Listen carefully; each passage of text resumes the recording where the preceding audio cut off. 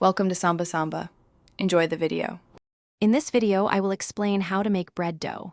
First, let's gather our essential ingredients. You'll need 4 cups of all-purpose flour, 1 teaspoon of salt, and 2 teaspoons of instant yeast.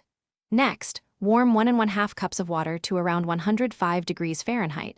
This temperature is perfect for activating the yeast.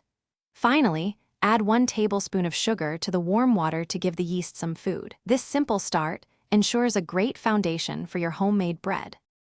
Now that your ingredients are ready, it's time to mix. In a large bowl, combine your dry ingredients, then gradually pour in the wet mixture. Stir everything together until a shaggy dough begins to form. Once it's cohesive, turn the dough out onto a lightly floured surface. Knead the dough for about 8 to 10 minutes.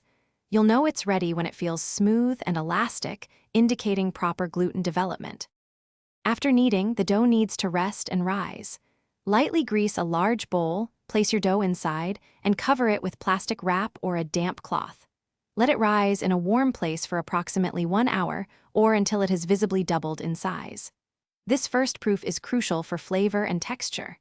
Once risen, gently punch down the dough to release the air, then shape it into your preferred loaf. For the final steps, place your shaped loaf into a prepared baking pan. Allow it to rise for another 30 minutes, which is known as the second proof. During this time, preheat your oven to 375 degrees Fahrenheit.